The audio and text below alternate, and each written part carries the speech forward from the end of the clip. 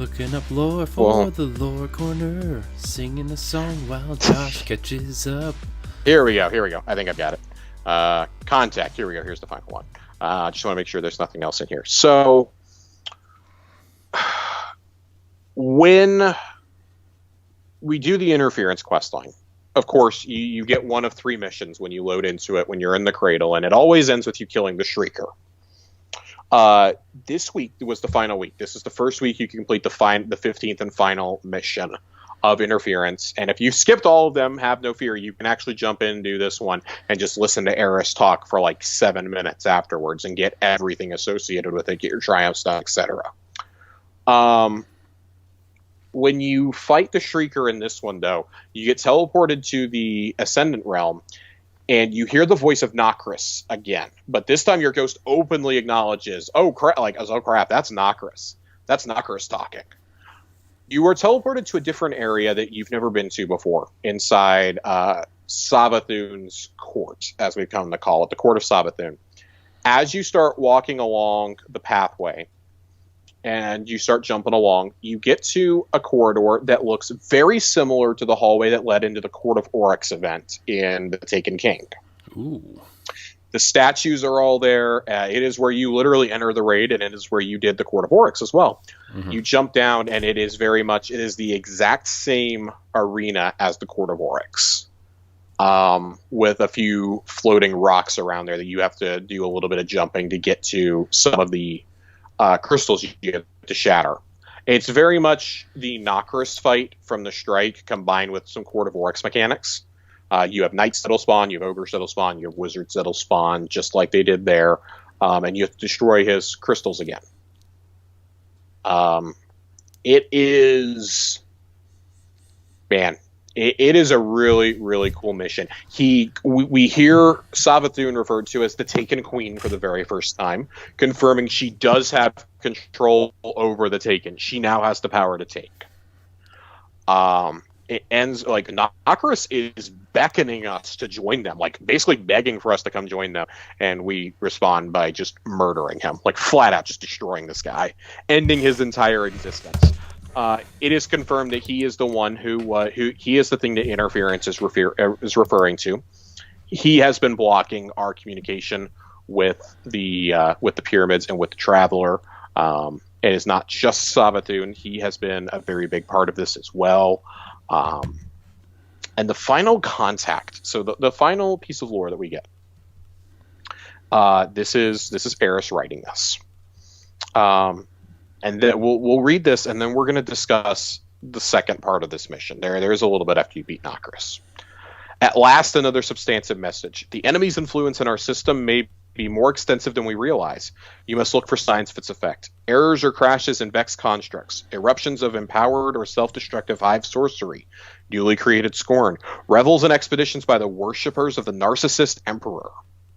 Our enemies are turning to the darkness, the Red Legion broken, the Almighty destroyed. The remaining Cabal will either join Callus's death cult or seek his daughter Khalidi. And the fallen, we have driven them to the edge of survival, turned them against each other. How many will look to the whirlwind for an advantage over their rivals? By pushing them from the light, we have groomed more supplicants for the darkness.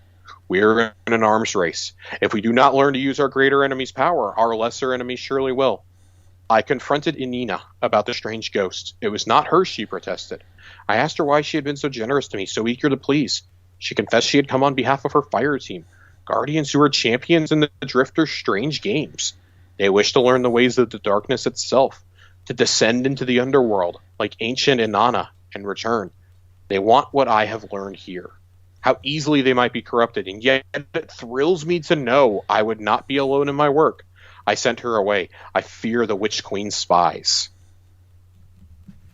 The pineapple blossoms are still growing. But now I stare at the purple flowers in the black soil, and I wonder about poison. So this is, for anybody who doesn't know, this is straight up from Eris's perspective. And here she's basically saying she's paranoid. She's paranoid about Savathun spying. It's why she wants Shax to take down the Ahamkara skull, which we know she or somebody is using the spy on Zavala with. And maybe influencing Shax with. We went over this a few weeks ago with the Traveler's Chosen. Yeah, right. there's a lot at play here, and we're going to the second part of this, when it says all our enemies are gathering to the darkness. When you enter the portal, because at the end of each interference mission, you walk through a portal and you're immediately taken to Eris.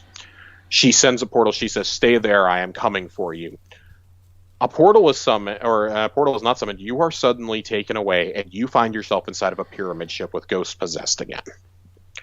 And you walk to the center of the room, and there's a pyramid in the middle of the room, kind of hovering.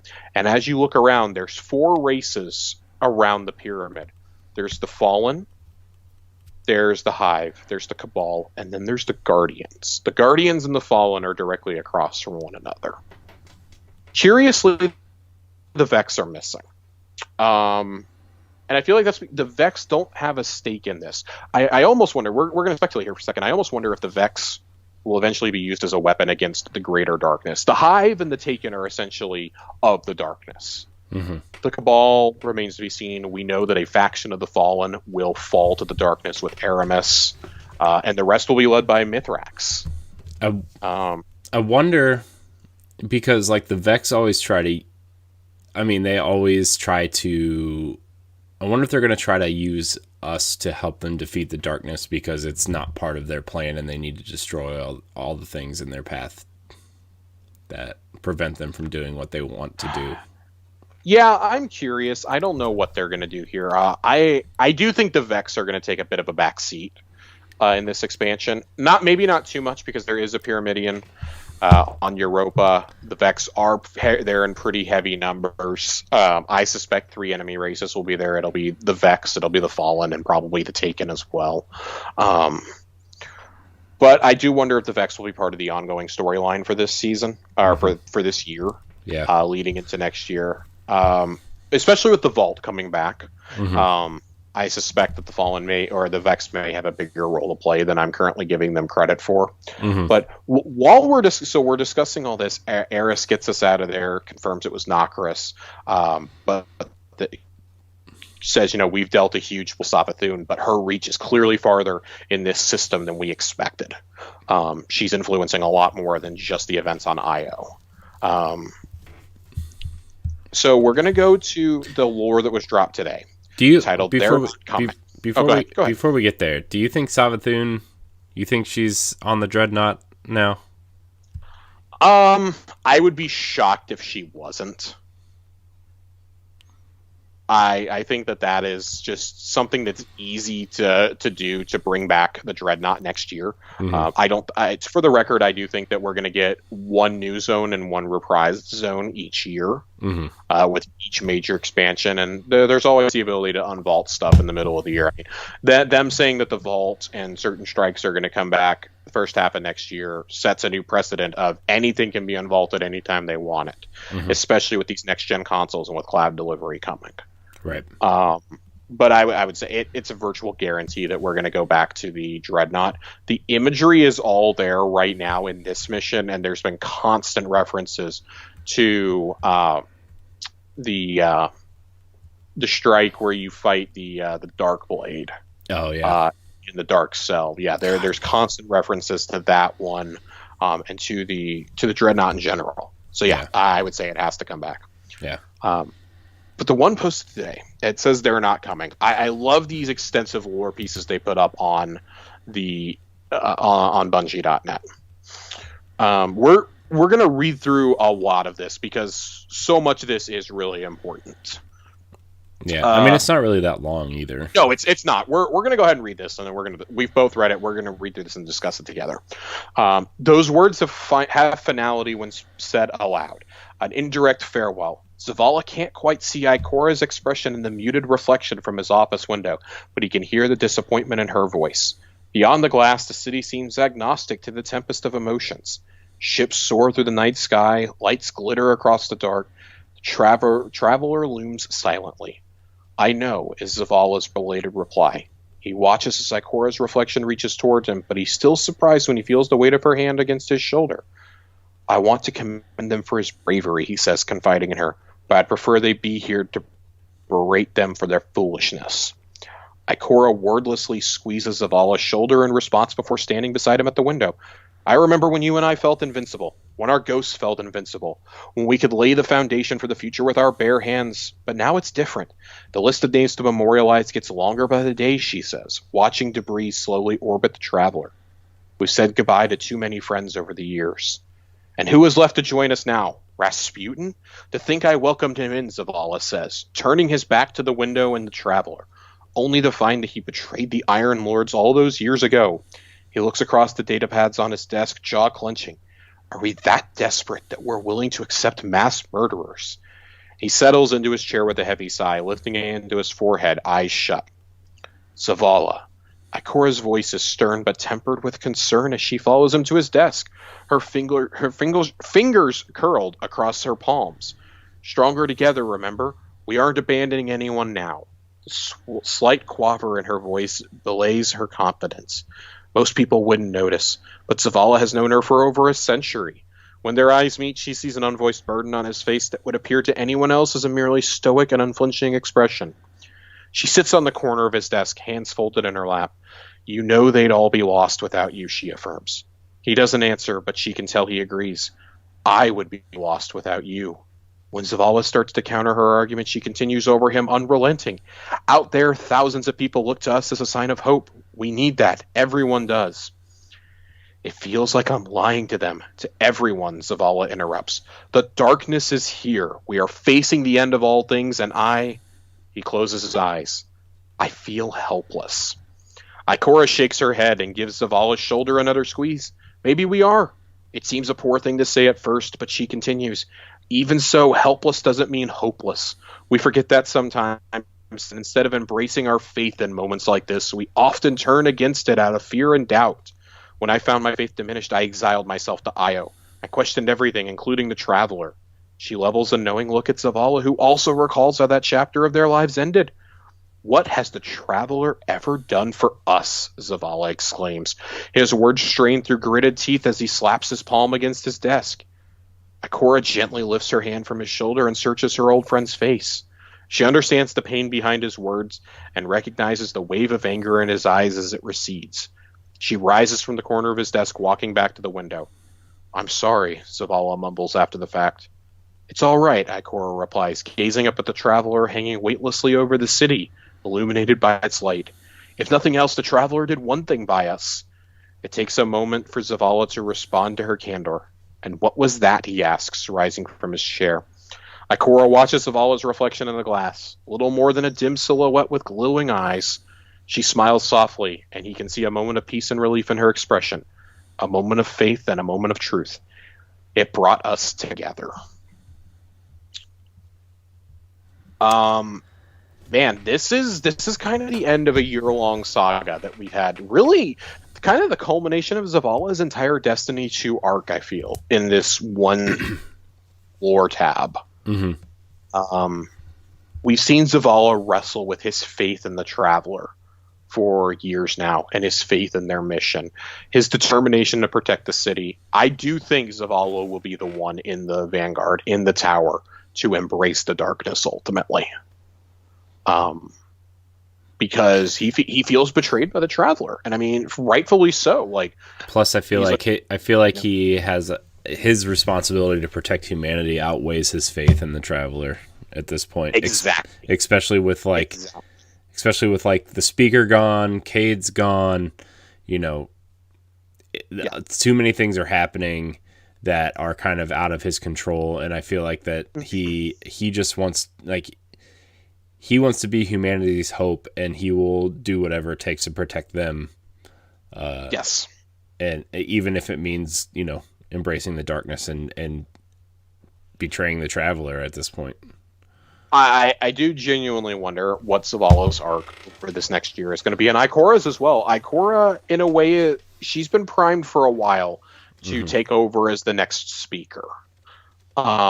Which I do think that by the end of this, she will take over as speaker for the Traveler. I still think Zavala will be the Vanguard commander, because you can embrace the darkness and still lead. I mean, it takes a special guardian to be able to do that. Shin Malphur tells us that after we obtain the last word in Thorn, after we find out the truth about Shin and Dredgen Yor and all that. And he says, he feels that we are one of a handful of guardians that can walk that line between light and dark and exist in the in between. But that if we ever go fully to the dark or we become corrupted, he won't hesitate to put us down. Mm-hmm. Um, I think that, and like seeing Zavala's struggles, especially this season, his struggles of leadership with the Exodus lore, with Anna coming to the tower, and he knows the truth about Rasputin. I wondered how he would find that out, Mm-hmm. and we find out he's not taking it well, Yeah. understandably so. Remember, Fellwinter was an Exo who was the leader of the Iron Lords, and Rasputin was jealous that his son, that part of him, had gone and joined the Defenders of Humanity, and Rasputin unleashed Siva on them, Mm-hmm. with only Saladin escaping, and that's going to be something that's going to be rough when he comes to the tower. We know that Rasputin is being brought to the tower in an exo body, and I do wonder how the encounter between him and Zavala and potentially Saladin will play out. Yeah.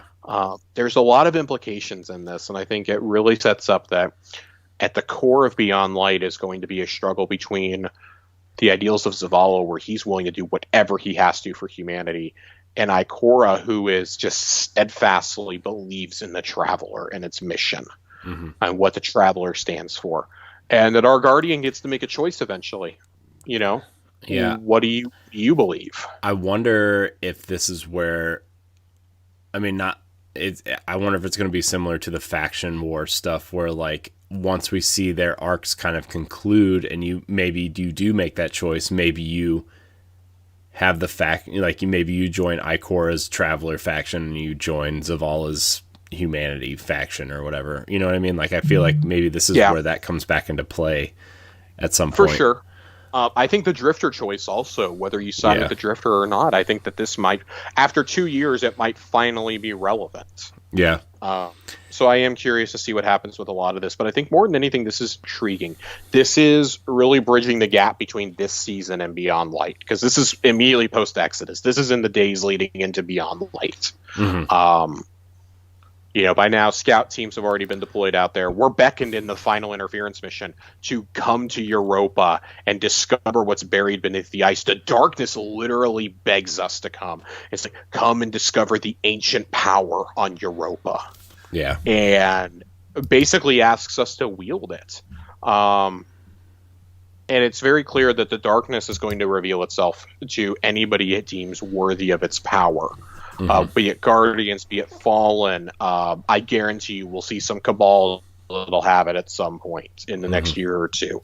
The Hive, the Hive, to me, that's basically just taken. So I do wonder how these are going to play out as consequences. Like the Traveler surely can't stay silent, or is it like a lot of people have said, is the Traveler ultimately a false idol? Yeah. And I'm very curious to see the cat and mouse game come to a conclusion. Presumably in Lightfall is when that's going to happen. Right. I'm so excited for these next 3 years. I want to see everybody's arc. Like I feel like we've gotten like, especially like the last couple years. Yeah, we've had like Forsaken was a big story, but I feel like we've gotten these little mini stories, and now we're finally getting to a point where like we're seeing this big overarching story kind of come to a head. Mm-hmm. And we're seeing the results of it's interesting to see Zavala's, like, no pun intended, but chinks in the armor, right? Like he is the city's symbol of hope, and he doesn't know if he can be that, right? Like he's struggling with that, and really seeing him and Ikora, it's almost like a a Professor X Magneto relationship where they're friends, but they both have two different ideals of how to go about saving humanity at this point. And I wonder if they're going to have some big conflict soon, you know what I mean? Maybe, not to the extent of like an X-Men type thing, but you know what I mean? Like, I wonder if their ideals are going to clash at some point. And I mean, I think they have to, because I think Ikora is going to be one of those who's like, I can't believe you of all people would ever embrace the darkness. Like, she probably expects it from our Guardian at this point, but I think that if she sees Zavala do it, one, that's going to shake her faith in the Traveler yet again, and I think it's also going to make her wonder, like, how far will my friend go? Like, how Mhm. far will Zavala actually go? Like, we always know he said he would do anything for humanity, but would he even embrace the power of the pyramids? Yeah. Something he doesn't fully understand that the heiress and the drifter may very well be corrupted by. I mean, Like, even if you're looking at the image attached to this lore story, right? Like, mhm. as someone who like tries to dissect the visual image that goes along with things, you look at Zavala, and he is shrouded in darkness in this Yep. photo, and Ikora is shrouded in light. He has those creepy glowing eyes there Yeah, too, man. yeah. Like his eyebrows are in an anger position. Like he's like you can see like maybe he's ready to try to embrace the darkness.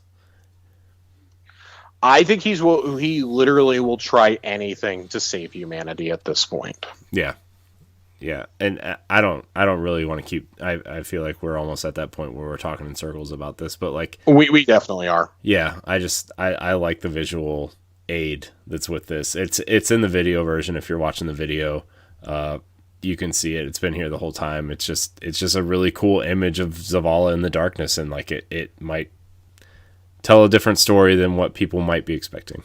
So, man, this lore was so touching. I feel like though too, like just seeing their friendship, how long they've been friends, and it's just I don't know, man. It's a good one. This is definitely good. I really, really, really love what we saw here this week, what we were given.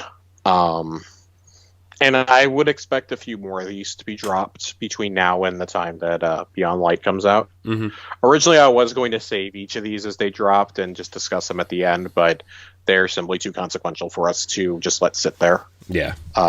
So we do have a couple more topics that we want to get to before Beyond Light comes out. The two main ones, of course. Well, we've talked about the Stranger already, and we've talked about Eris's history up to this point. The main one I really guess that we need to get to and that we want to get to is the Drifter. Hmm. So if nothing else, the Drifter and Saint 14, since he was so consequential to this past year, will be covered at some point. We may just have to have some extra long lore corners. Maybe we'll double as we up on get. Lore Corner a couple weeks. We very well may if they keep dropping meaty bits like this. We could easily do one of these with one of those. But this week with this and interference, we wanted to give proper time to both of those Yeah. instead of rushing through them. So with things like this, we want to try and read it in context as much as possible. Yeah. Yeah. I mean, this type of stuff. Like we have talked about doing some lore stuff, like of stuff that happened in Destiny's past, or maybe circling. But like you said, with this close to an expansion, the story stuff is so relevant and timely that like I mean, you even suggested like because I haven't played the interference mission yet. I'm working on the. I played a little bit before I got on here to record. I'm trying to get the stupid means to an end part of the quest, and it's just like it's so stupid. I just want to get to the interference part, but even that was like I was like, no, we need to talk about this. This is too important to talk about. So yeah, man, a lot of juicy lore bits, So Yeah, I think that about does it for this week, though. We're pretty good. yeah, nothing else. Nothing else to hit on. Nothing else to. No sandwich talk this week. I didn't eat a sandwich this week. No sandwich like this week. There is one quick note of housekeeping. Destiny housekeeping, that is. They did announce and clarify tonight that Destiny servers will be brought offline at 7 p.m. Pacific time on November 9th to prepare for Beyond Light. And Beyond Light, presumably that's when the download will be made available to everybody, because we have to re-download the entire game. Mm-hmm. And then on November 10th, at the time that the weekly reset would normally occur, so at 9 a.m. Pacific time, Beyond Light will go live, which is sooner than it normally does. Typically, this doesn't happen until a couple hours into the afternoon. Because they take it offline in the morning, do the patchwork, and then release it to us. It's pretty clear. This is because we have to re-download the whole game. That's why they're yanking it offline. But also probably wanting to make sure their ducks are in a row for Series X and Series S launches on Tuesday as well. Mm-hmm. Destiny has essentially become the de facto flagship launch game for them. Yeah. So Corey and I are both intensely curious. We talked about at the top of the show about Game Pass and whatnot, just how insane it is. This is still a part of it. Yeah. Reminder: Beyond Light will be a part of that. The only thing that you'll have to pay for essentially is the season passes, like the $10 seasons, right? I mean, yeah, with Game Pass. So, yep. And like whatever cosmetics, obviously. Yeah, unless you want those juicy looking cosmetics. Juicy Cosmos. Juicy Cosmos. And we did not get to it this week, but next week I promise we will talk about Festival of the Lost. I want to play a little bit more of the event, especially with the buffed drop rate of the ciphers. Mm-hmm. I want to play a little bit more with that before I give my full thoughts. But my initial thoughts of Festival of the Cost. Yes, it's no longer Festival of the Lost. It's Festival of the Cost. Not good. Not liking it. Not liking it. Nerd Journalist was pretty heated today on Twitter. He's like... I mean, yeah. So he I guess we'll address this real quickly before we get out of here. He and I talked about this a little bit earlier, and we talked about it a couple days ago. Basically, just said like this was a huge bummer to us. I talked about it with A1 Johnny as well, and all of us were pretty much in agreement that we were looking forward to getting back into the game now and really like not going hard, but like ramping up the grind in preparation, finishing any last minute things we wanted to do before Beyond Light, grind out some stuff in the event, get some random rolls on these guns that we really like, get the special cosmetics, the spooky ghost shell, the ship and the sparrow, even though they're just reskinned basic stuff. Get those, have a good time with the friends. I played for 5 hours on Tuesday. And me and a buddy of mine played for 5 hours. Between the two of us, we had 3 ciphers drop total in 5 hours of playing. We did 3 Nightfalls, 2 Vanguard Strikes, 4 Crucible matches, and 3 Gambit matches, in addition to the entire quest line we had to do for Interference. So we did the 2 Contact public events. We did multiple runs of the Menagerie, and we did the actual Interference mission itself, and nothing. We got 3 between the two of us. Nice. So that drop rate being addressed today is a big deal. I've seen that people are saying they're getting about 5 or 6 an hour now, which is frankly how it should be. Yeah. I haven't tested it out myself yet because I'm frankly still upset about it. Mm-hmm. But I will give it a shot this week, and I want to talk about Festival of the Lost next week. But yeah, Nerd Generalist was not happy about it. Johnny was not happy about it. I'm not happy about it. This is the 4th year that you've done this event. Why did you have to go and make it needlessly more complicated? Just let me open up the one chest. Let me open up like multiple chests at the end. Put like 2 or 3 down there just for kicks and giggles. Like, don't make me go hunt these stupid ciphers down. Yeah. Like this is dumb, especially if you make a big deal of, oh, you can only hold 25, and then you make it literally impossible to get more than like 2 or 3 in an entire day. It's just not worth it at a certain point. Right. So I'll play with the refresh drop rate, see if it's any better. But still, I feel the same way about this that I usually do about Festival of the Lost. I love the decorations. I like the cosmetics. I hate the Haunted Forest. Yeah, I'm also glad that I get to wear the Cryptarch mask around and run strikes with that too. Because that's the I'm wearing the Uldren mask personally. Screaming Uldren is the one that I always rock for this. Yeah.